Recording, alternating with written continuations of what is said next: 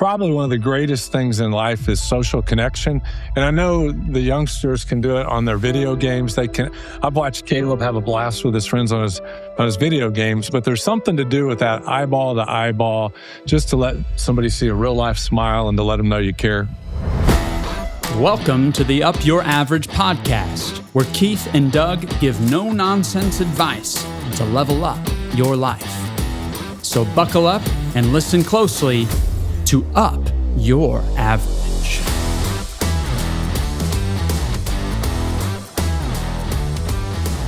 Good morning, Doug. Hey. We have a full house today. We even got Caleb on board. That's right. All right. We have guests the next couple of weeks joining us, and I thought we would just have a dialogue today without a guest. How's that? That works for me. The title I came up with dates back to the 1980s from Styx, their song "Too Much Time on Your Hands," and then I made it "The Art of Doing Nothing." And I had a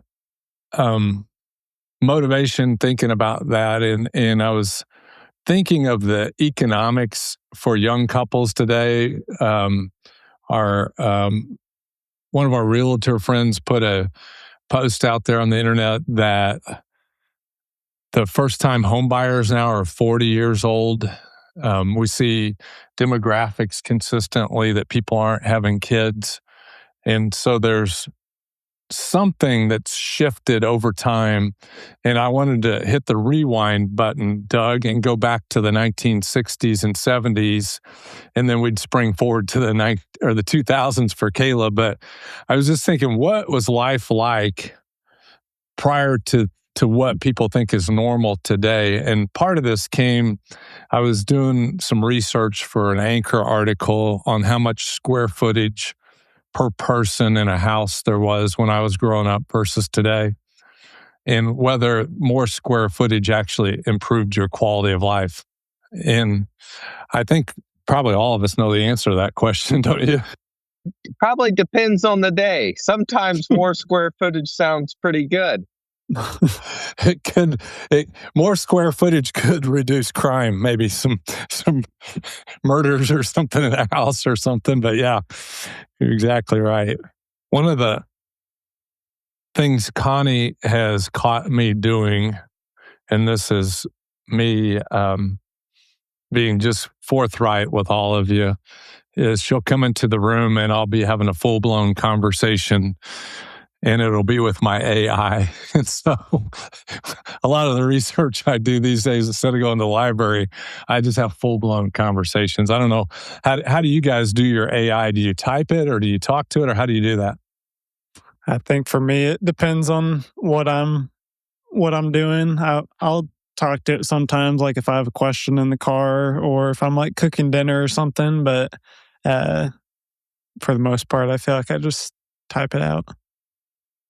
I would say I'm probably mostly a typer, just because we have a lot of lives still happening in our house. But if it were me alone, I would definitely be a talker. Yeah, I mean, I have literal full-blown conversations and I argue and everything. So I generally don't do it in public because people will think I'm losing my mind. But it's been a really good thing to improve my thinking skills. And this, I didn't really want to spend time with AI, but this is a leadership principle that I'll throw out there to you for joining us today. This is free for you. You don't have to pay a dime for this. AI is a bear. Now, I know some of you don't want to mess with it, but if you can just conceptualize it as a bear, it's a big deal. Because when you go out west, if you are going to go in the woods, there's a high possibility there's a bear in there. And I don't know if you guys, have you been at some place where you thought there's probably a bear close by? Yeah. It's a little intimidating. And I remember I went on a run one day and I saw fresh bear prints where I was running, and the KOA guy told me it was safe where I was running. I was like, he would lie to me about a lot of things. But when I say AI is a bear, it is, you don't have to be an expert at it. Like if you're going to be in the business world, all I have to do is push Caleb down and get in front of Caleb, right, with a bear. And all I have to do is be ahead of the next financial advisor. I don't have to be the sharpest one out there. And so if you're afraid of the bear, you don't have to be afraid of it. You can just put yourself in a place where you're ahead of somebody else, because most people are still looking at it like the bear and they're not going to go out in the woods. That's my leadership principle for today. Yeah, I think AI it's just been so helpful for me. It's so helpful for me to develop my thinking, expand my thinking, tap into some knowledge at a very quick pace, and stay curious and really sharpen my curiosity. Yeah, so the full-blown conversation I had last week was really about this topic, too much time on your hands. And when we didn't have screens everywhere, you had to be pretty imaginative how to fill in the space, because nobody really cared to hear you say, I'm bored. Like, I don't know if you ever had somebody, oh, I'm glad you said that to me, Doug. Did you ever say that as a kid? Do you remember ever saying that? What, I'm bored? Yeah. Yeah. Did you get a positive response? No. Yeah. And I don't think people have the possibility of being bored with a cell phone anymore, right? Like, No. so the brain time, I think boredom is really healthy for you, but that brain time has been absorbed by things that aren't maybe as healthy. Yeah. Maybe kind of even destructive to your soul if you don't have some downtime. I can tell you a way I've been doing that lately. Since we have a little more sunshine after dinner, I've been going on some walks, and I don't put these things in my ear. I don't take my phone. I just enjoy my neighborhood, say hi to my neighbors. And we live in the woods, so I get to see birds and squirrels. And I know that sounds pretty simplistic, but it's been pretty great not to be attached to anything and just have some thinking time. Or no thinking time.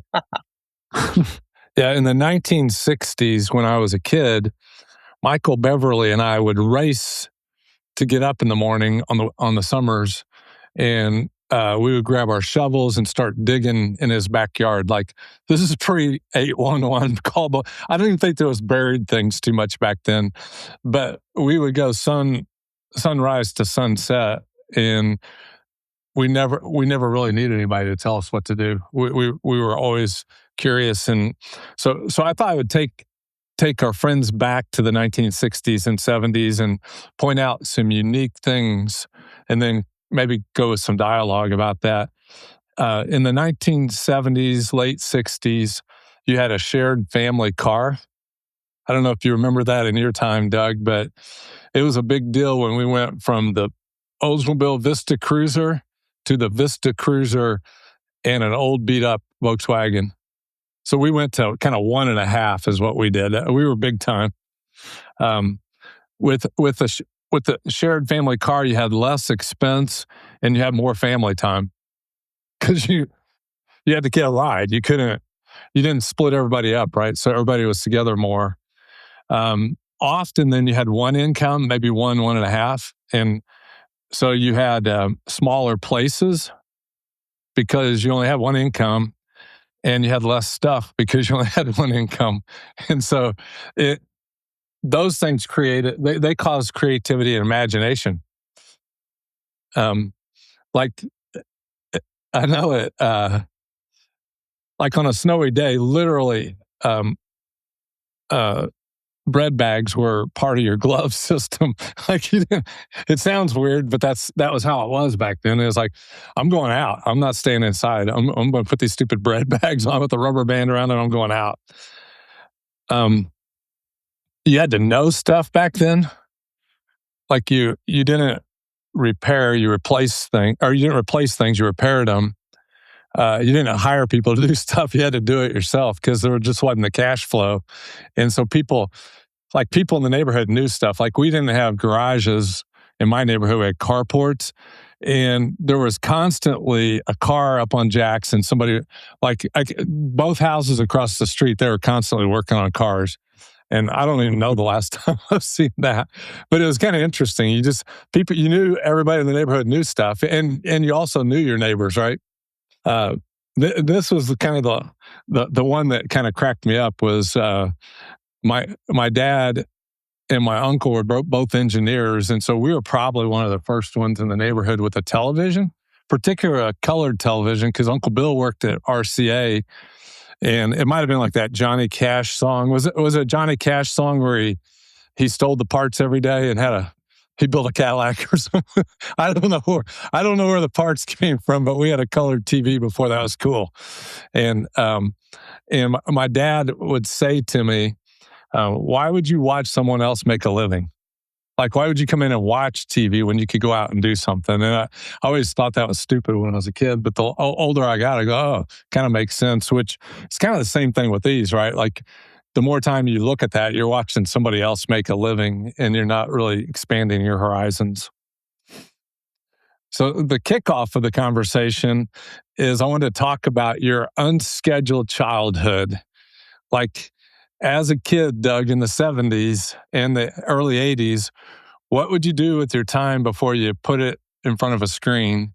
And I'll banter back and forth. And then what it was like in the 2000s with your free time when you actually had screens. How did you do it? And then maybe there's some creative things that people could take away to expand their social horizons as well. Tell me about a normal day in the summer for Doug Shreve, some things you would spend time doing. As a kid, I was really fortunate. My parents bought a house in a neighborhood that was a great neighborhood to grow up in. And so we had other boys within a mile bike ride. And we had freedom to go places. So we would play a lot of tennis. We'd play a lot of football in the vacant lot where the house had not been built. That lot was our football field. It was our baseball field. And my dad was gracious enough to cut out a wooden backboard and bolt on a basketball hoop over our over our garage door.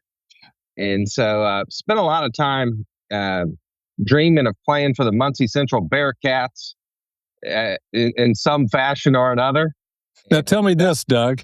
Did your dad, when he assembled that basketball hoop, was it attached to or did it stick out so the ball wouldn't get stuck behind?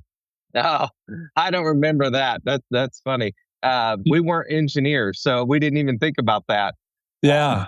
The rich guys down the street had the legitimate one where the backboard stuck out. I'd have to get the ladder up and climb up on the roof to get the ball down from behind it. Oh, I see what you're talking about. Yeah. I remember now. Yeah, the ball would definitely go behind the backboard, and we had to climb up and get it. And always enjoyed jumping off the roof of our house. My mom didn't really appreciate me doing that, but I always enjoyed that myself. I would have been a little older than this age, but I was showing off my athletic prowess, and not everybody used plywood to make those things. And so I went up for a dunk on my friend's basket, and it was made out of pressed wood, and I just almost got knocked out by the rim because the water absorbed it and it just dissolved and just about took me out. Yeah, that happened at our house too, but that's all good. But yeah, so great childhood doing those kinds of things. And then I think, even with the electronics and stuff, like this guy driving me right now, fighter pilot Warner. I think they've had a great childhood too, because, my wife and I both, we just believe in doing outside things. And so we'd tell them to get outside all the time. And I think their memories will not be of their iPhones, even though that was cool when they got them. I think it will be of playing trampoline football in the backyard and shooting hoops just like I did. I think it'll be on their ripsticks and playing bucket golf. They all still play bucket golf. And so just getting outside and doing stuff, I think that's where it's at. Where it gets tough is when you're living in Indiana and it's February. Yeah, so we're coming off February. So maybe this is fresh where we're just tired of looking at screens. But let's just face it, February's tough. give yourself some grace. If you looked at a screen, you're all every day in February, don't sweat it. Spring is here and it's coming. You're going to be getting outdoors. I know Caleb's been running a lot, and so there's great opportunities happening right now. Ask Warner this, Doug. Ask him if he's ever put the garden hose on the trampoline. Oh yeah, they've definitely done that. Yeah. That's life right there. Yeah. During the 70s, when you had a trampoline, there was no. They were usually rectangular, and there was no screen around it, right? Our first one didn't have a screen, and we decided that wasn't very smart. It's probably not very smart to have a trampoline in the first place, but the screen does help. And the nice thing about the screen is you can do some cool diving catches up against the screen to get the football. So that's kind of cool. Nice. Caleb, tell me 2 or 3 things in growing up. Like what year would you say you remember playing as a kid? What would be the first year that comes to mind roughly? I don't know about first year, but definitely like elementary age. Like 2009, 2008? Yeah, probably. What were some things you would do to entertain yourself that didn't involve a screen? I mean, outside, I know me and a bunch of the neighbors would play basketball in our backyard. We would very rarely get a big enough group of people to play kickball. I know football was a big one because we found a way to play it with just 3 people. You had a quarterback, receiver, and defender, and you could just alternate like that. So we'd play that in our side yard. I know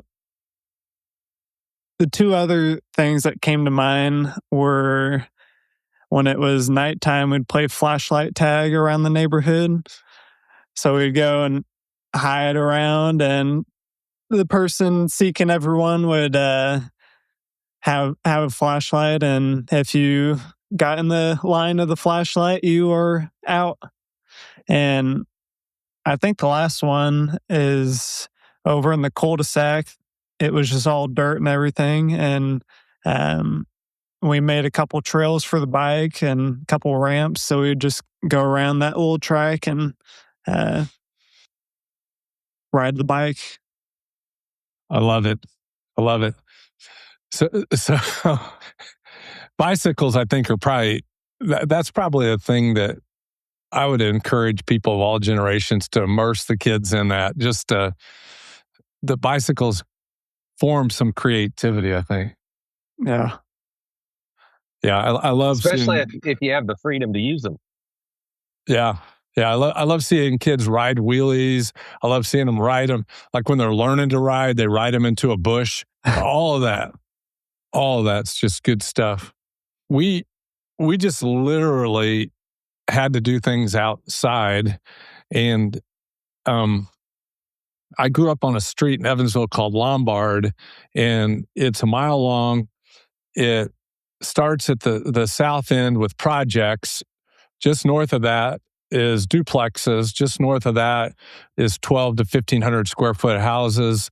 You cross Main Street, you go to probably 2,200 square foot 2-story houses, and you go all the way to the end of that where the president of the University of Evansville lived in a pretty expensive house at the far end. So there's a very diverse, culturally speaking street. I just discovered our friend Gary Urban actually, as a newlywed, lived south of where I did in the duplexes. So I was, as a young kid, I was doing a little better than Gary was, because that's the next step. You would go from the duplexes up. But we had probably 1 acre yards, which we had small houses but big yards. So it just offered you the chance to do stuff. We played football out there. We played all kinds of, we had a tetherball court. We played badminton, volleyball. We played all those things in the yard. We played hide and seek. We had those, back in the day, they had metal swing sets. I don't even know if they have those anymore. Do you guys know? I feel like they do at schools. Yeah, these are like cheap metal ones. Like we had one of those. Yeah, and you get that thing rocking, and it just starts rocking, right? Like you're wondering, are we going to tip it over this time or not? So that was the goal. Yeah, exactly. I remember imagining I could go all the way over the top of that thing. like I'm gonna do a loop over that thing. And so when I reflected back over this exercise, what I was asking AI was what did an unscheduled childhood look like in the 60s and 70s. I had schedules like athletic things, but mostly we played sandlot sports, and I think that's kind of gone by the wayside. I don't think that's a part of American lifestyle anymore. But we played, whether that was wiffle ball, kickball, football, basketball, all those things. We played those. Horse on the basketball court, that was a normal thing. And if you weren't any good, you'd want to go to pig because you had a bigger chance of winning with pig. You could make a couple shots over, like backwards over your head, and beat the big kids playing pig. Foursquare, that we would draw Foursquare out in the street, play Foursquare. The kids play something like that where they, I think it's called like nine ball or nine square or something. Yeah, it's really cool. That's a modern version of it. Part of what helped me think about this, Doug, was I was asked to read this book right here. And, I've talked a little bit about camp the last weeks and the challenges and thoughts behind it. So far, I'd recommend this book. It's written by Michael Eisner, the former CEO of Disney. And nice. He was talking about the kids at the camp he went to, and still they sleep on cots.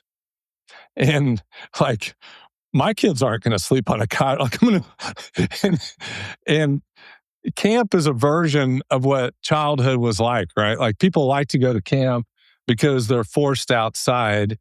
And that, all that was kind of ruminating through my head when I was thinking about this. Like hopscotch, that was Libby's assignment this morning, was to put a hopscotch game out in front of Gimbal. What did we get? Dance and Groove. Dance and Groove is what we have instead. And so I had to break in the Dance and Groove square. There was no traffic, unfortunately, when I was doing that. But we played flashlight tag. Bicycles, like, we didn't have helmets, so I got a free trip, at least free for me, to the hospital with concussion when I went over the handlebars. I know you went over the handlebars once, didn't you? Yeah, it was not fun. Yeah, and Libby reminded me of some of my wealth went by the wayside back then because we used a clothespin and put our baseball cards on the bicycle, and it was such a wonderful sound. And even the front yard games were the backyard games, because that's where all the acreage was. That's where all the sandlot stuff took place. The front yard games were red light, green light. Did you guys play that? Yeah. Oh, yeah. We played Mother May I and Red Rover. Red Rover, yeah. That would almost qualify, depending on who was playing. If we weren't sexist, if it was just the guys, we'd have to take it out back. But if the girls were playing, then we'd play out front because you couldn't get any momentum on Red Rover then. But really, one of the ideas that struck me is croquet. Croquet is just such a great invention. And what's the bocce balls? Bocce ball is another thing that you can do outside. And I throw all this out there to our friends today, that what is it each of us can do as springtime comes to get people outside? Like, what can we do to encourage our neighborhood to embrace the outdoors? Maybe you set a croquet course up in your front yard. Not you, Doug, because it would, but you set croquet up. Maybe you draw some hopscotch out there. Something to encourage the neighbors just to reminisce themselves, and maybe slow down enough to jump on the hopscotch. Maybe slow down enough to stop and have a conversation with you. What do you guys think? Is there a way to create more? Like, the fact that we only had a carport made the neighborhood more neighborly because the garage door didn't close when the car went in, right? Like, you had to somebody could actually see you, but a lot of times today, the garage door goes down immediately and you may or may not know your neighbors. What do you think? Well, I think it starts with me. Yeah. It starts with dad getting his butt off the couch and getting outside or saying, "Hey, come along." I love how my boys have been playing bucket golf lately. That's kind of like the new modern croquet. Maybe it's probably a little bit cooler than bucket or than croquet. I don't know, but I think it starts with me. Just getting outside myself and and probably turning off the technology while I'm doing it. At least for me, that's what I need to do. I spend too much time on a screen. And I don't think kicking this idea off is you're limited by age. I think no matter if you're in a neighborhood, you could do it. If you're in assisted living, maybe you put a tic-tac-toe board out in front of your room or something. But I think you can creatively cause community to happen just by getting outside of the screen, thinking differently, realizing probably one of the greatest things in life is social connection. And I know the youngsters can do it on their video games. I've watched Caleb have a blast with his friends on his video games, but there's something to do with that eyeball to eyeball, just to let somebody see a real life smile and to let them know you care. Well, thanks for joining us today. Next week, we're going to have our friend David Morgan join us, and I think it's going to be a real encouraging, challenging, uplifting idea, talking about how do I prepare myself for the aging process? What are some tricks of the trade to help my family as I mature? Doug, you guys drive safely. Caleb, thanks for joining us. And Yeah, of course. You all enjoy the sunshine today.